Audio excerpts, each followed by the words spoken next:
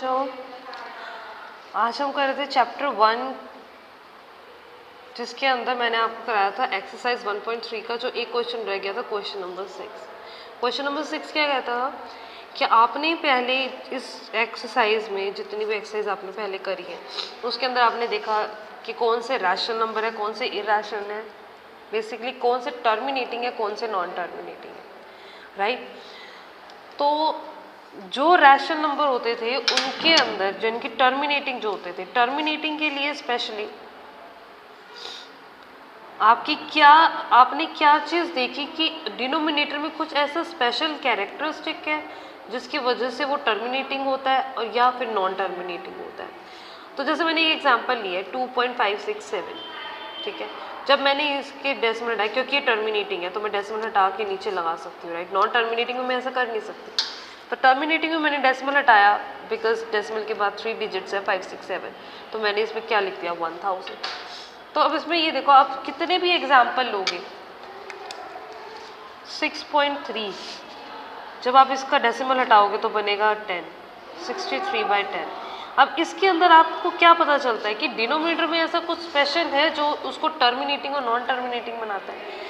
उसके अंदर ये फैक्टर है, अगर हम इसको काट के वगैरह की, अगर हमारा ये डिजिट कट रही है उसको काट के, हमारा ये जो डिनोमिनेटर ना क्यू, p/q की फॉर्म में जो ये हमारा क्यू है, what is the characteristic of this, कि ये क्या शो करता है कि किस तरीके का होना चाहिए जिसकी वजह से आपका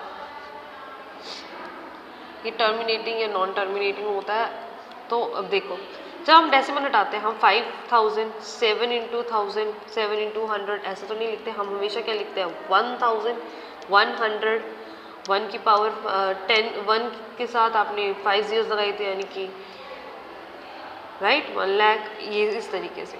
तो आपकी बेसिकली डिनोमिनेटर में क्या होता है, डिनोमिनेटर में प्रेजेंट होता है 10 की पावर n, कुछ भी, चाहे 10 की पावर 1 हो अगर डेसिमल के पास 1 है, जैसे इसमें लगाया 10 की पावर 1, 10 की पावर 3, 10 की पावर 5, कुछ भी हो, या तो 10 हो या फिर 10 के ही कोई फैक्टर, 10 के फैक्टर यानी कि 2 या 5।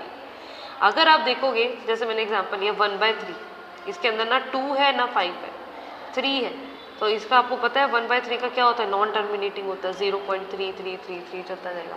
1/7 फिर से 2 और 5 में से कुछ भी नहीं है, तो ये भी क्या है, नॉन टर्मिनेटिंग। लेकिन 1/5 है, 1/5 हो, 2 हो, 10 हो, इन तीनों में से यानी कि 2, 5 या दोनों को मिला के 10, अगर डिनोमिनेटर में ये चीज़ें हैं तो आपका वो होता है टर्मिनेटिंग।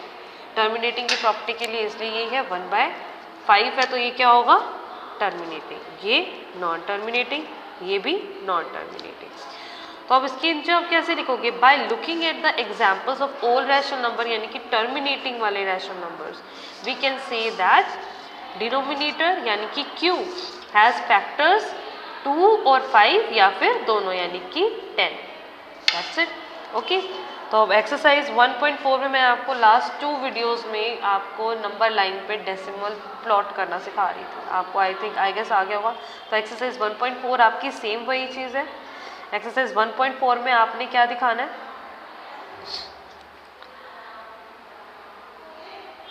कि how to plot decimal number यानी कि डेसिमल प्लेस और नंबर लाइन। वो मैंने आपको सब सिखाया था, चाहे वो बार वाले नंबर हो, चाहे वो नॉर्मल हो, टर्मिनेटिंग हो, नॉन टर्मिनेटिंग हो, सब कुछ वो आप अपनी कॉपी में करोगे। अब आया एक्सरसाइज 1.5।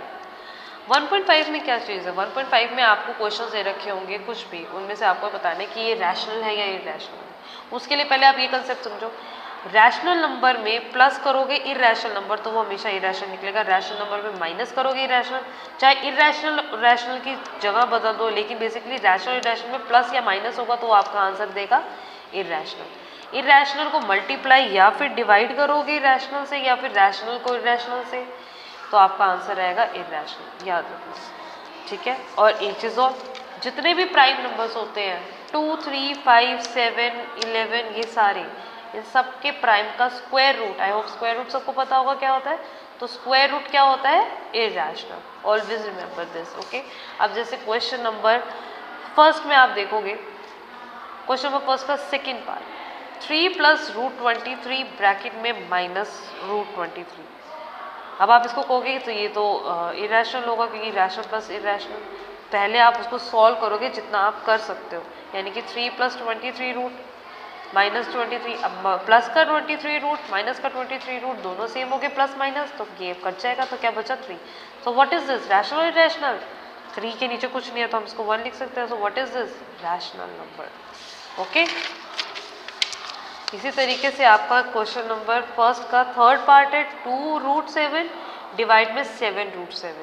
अब जब आप ये करोगे फिर से 7 से 7 जितना कट सकता है उतना काटोगे, उसके बाद तो 7 से 7 कट के आपको बचे 2/7। So what is this, rational number. अब आपके पास में कुछ फॉर्मूले आपको कुछ आते भी होंगे, कुछ बच्चों को नहीं आते, तो ये फॉर्मूले हैं और ये आपने अपनी फेयर नोटबुक में करना है। फेयर नोटबुक में ये फॉर्मूले भी लिखने हैं और वो याद रखने हैं, क्योंकि ये अभी आपको काम आएंगे। सबसे पहला a प्लस बी का whole square is equal to a square plus B square plus 2ab। कुछ बच्चे a square plus 2ab plus B square लिखते हैं, वो भी बिल्कुल ठीक है, कोई दिक्कत नहीं है कि प्लस में आगे पीछे आप कर सकते हो।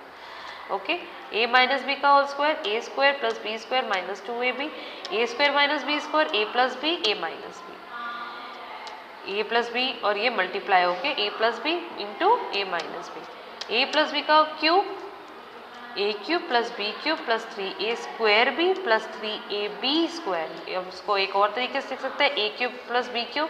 हम इसमें से क्या कॉमन आ रहा है दोनों में से, 3ab निकाला, यहाँ पे क्या बचा a प्लस बी। ये आपका फॉर्मूला है, ये फॉर्मूले आपको आने चाहिए, याद रखना।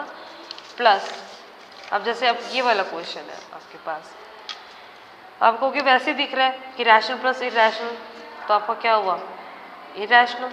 बट हमने इसको सॉल्व करना है पूरा। सॉल्व कैसे करोगे आप, इसमें फॉर्मूला क्या लग रहा है, a प्लस बी का होल स्क्वायर, तो कैसे कहोगे a स्क्वायर यानी कि 5 का स्क्वायर प्लस b का square plus 2 into a into B, तो क्या आया 25 प्लस 7 प्लस 10√7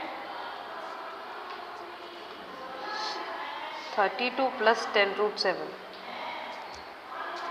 आपको पता है रैशनल इंटू इरेशनल, ये बन गया हमारा इरेशनल। ये हमारा रैशनल है, रैशनल प्लस इरेशनल इरेशनल। तो ये जो हमारा जो गिवन टर्म है देयरफॉर 5 प्लस √7 का whole square is equal to irrational number. Okay बच्चों, ये आपने क्वेश्चन ट्राई करने हैं, ये फॉर्मूले आपने याद रखने हैं।